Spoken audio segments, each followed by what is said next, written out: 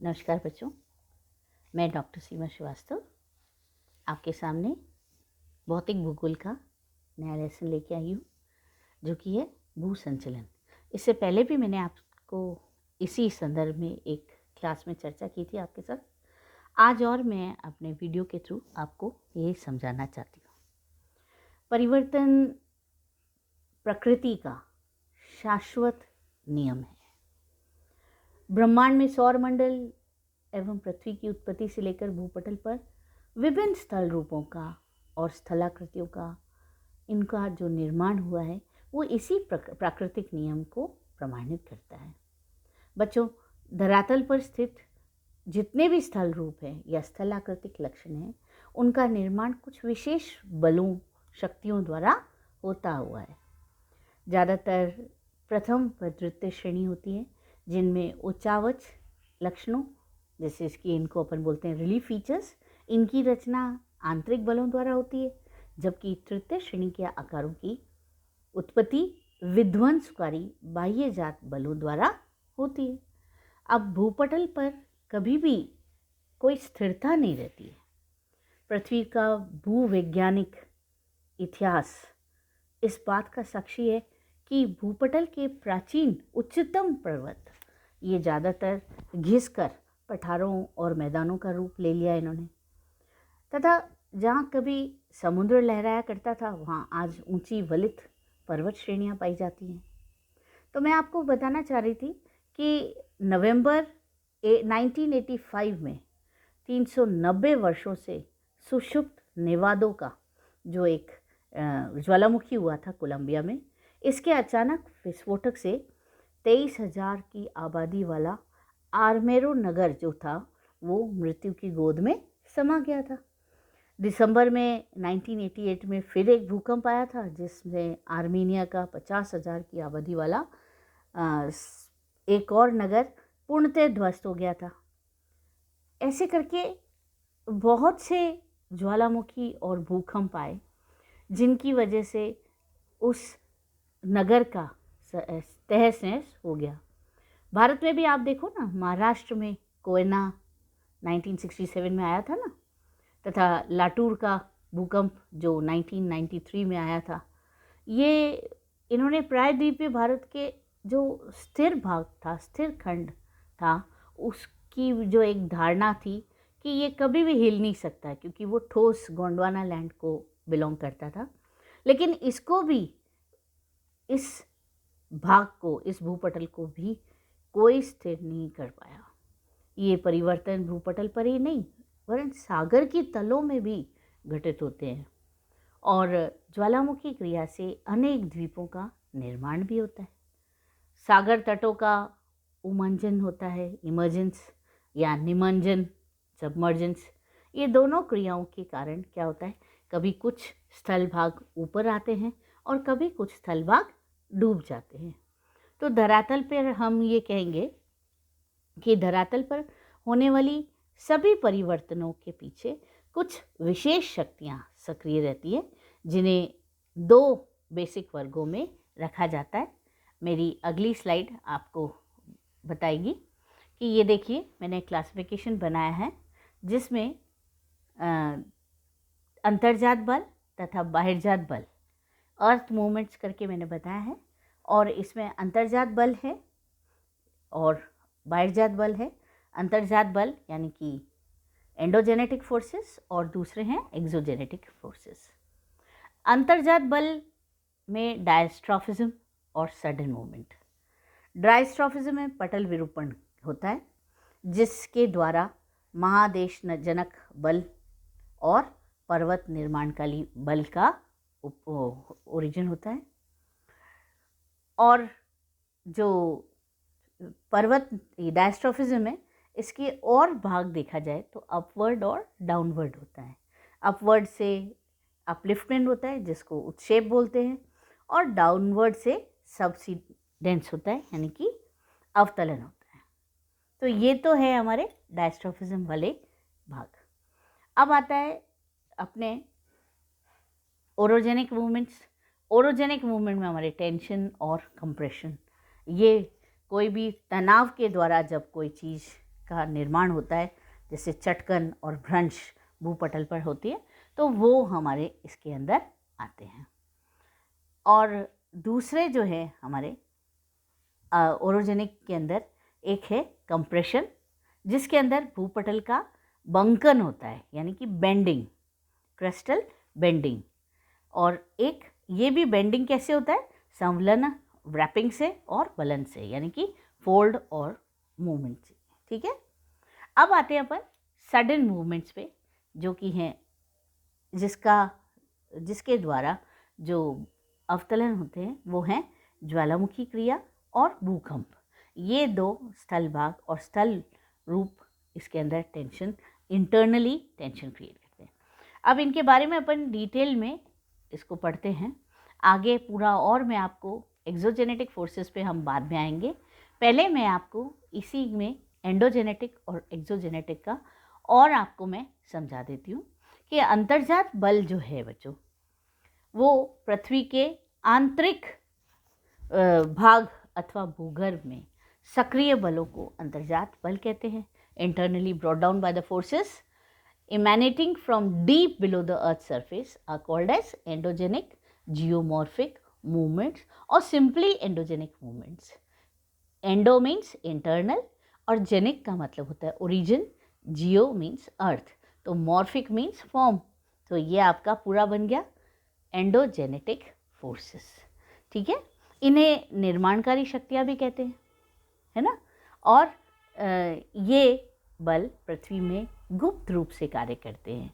क्यों? क्योंकि इनकी जो उत्पत्ति है पृथ्वी के आंतरिक भाग में होने के कारण इनके विषय में बहुत कम जानकारी मिली है, क्योंकि बहुत इंटरनली इनका इफेक्ट होता है। संभवतः इन बलों की उत्पत्ति उष्ण पृथ्वी के जो शीतल होकर संकुचन होने वाले जो परत है उस पर होता है, परिभ्रमण गति से होता है, रेडियो एक्टिव पदार्थों के विघटन से उत्पन्न ताप, संवहनिक धाराओं द्वारा कारण होते हैं।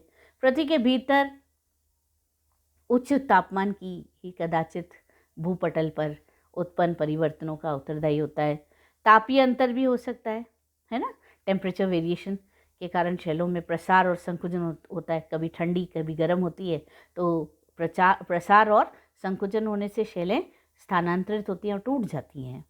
पृथ्वी के भीतर उत्पन्न होने वाले बलों के द्वारा धरातल पर दो प्रकार की गतियां तथा संचलन यानी कि मूवमेंट्स होते हैं, जो कि क्षैतिजिक होते हैं एक तो, और एक होते ऊर्ध्वाधर यानी कि वर्टिकल। इन गतियों द्वारा धरातल पर बहुत सारे स्थल रूपों का निर्माण होता है, आकृतियां बनती हैं। तो यहाँ पर एक चीज़ मैं आपको बताऊंगी कि जो ब्रिजफील्ड क्लार्क थे, उन्होंने इसको एक निर्माण का रूप दिया है। स्थल रूपों का अंतिम विश्लेषण स्पष्ट तौर पर यह इंगित करता है कि क्रस्टीय संचलन लघु एवं बृहद दोनों प्रादेशिक क्षेत्रों में विरूपण से प्रतिफलित होते हैं, बाह्य भौम्याकृतिक प्रक्रियाओं के साथ मिलकर असंख्य प्रकार से वर्तमान भूदृश्यों को उत्पन्न करता है। ही सेइंग कि final analysis of landforms indicates plainly that crustal movements resulting in the deformation of both small and larger regional areas have combined with the external physiographic processes in a multitude of ways to bring about our present landscapes। तो इनके द्वारा जो हमारे आज के जो स्थल रूप हैं उनका किस तरह से विश्लेषण स्पष्ट होता है।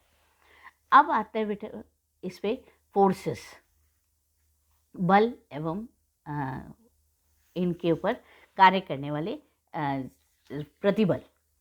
ज़्यादातर क्या होता है बच्चों, क्योंकि ये प्लेट गति तथा प्लेट इंटरैक्शन के कारण भूपटल में बलों का प्रादुर्भाव होता है, तो कहीं भी ये बल अत्यधिक हो जाते हैं तो स्थल की शैलें किसी भी रूप में विरूपित हो जाती है, यानी कि डिफॉर्म्ड हो जाती है।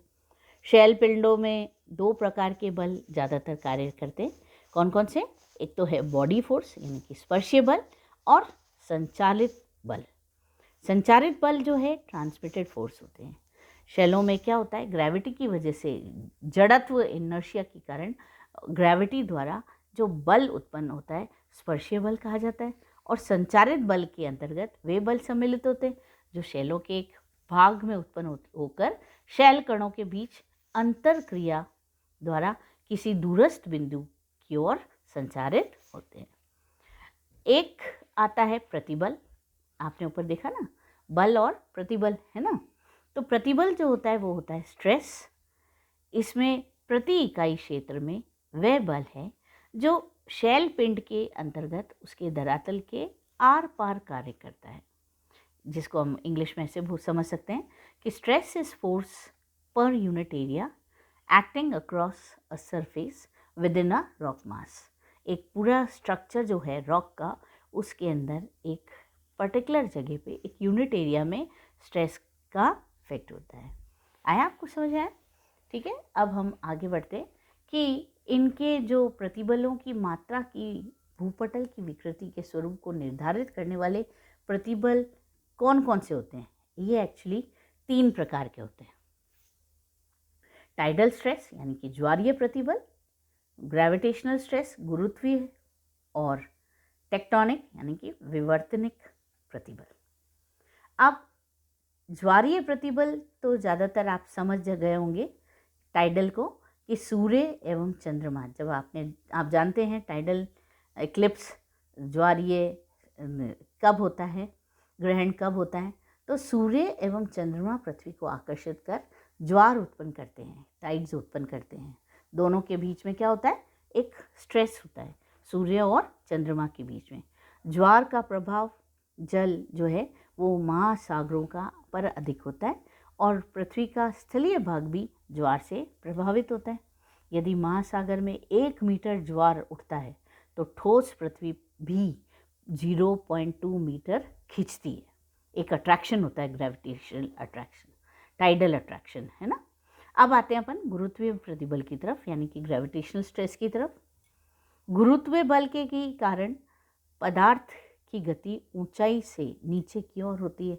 आपको एडम एंड ईव का जो एप्पल वाला एपिसोड है वो याद ही होगा, आपको कहानी सुनी होगी आपने।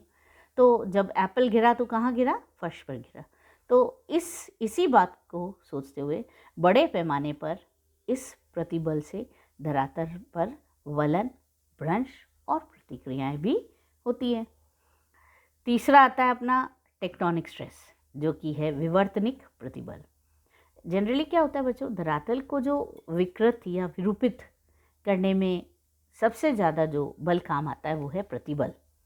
ठीक है, यह बल भू प्लेटों को संचालित करता है। संपूर्ण धरातल कुछ बड़ी बड़ी और छोटी प्लेटों में विभाजित है।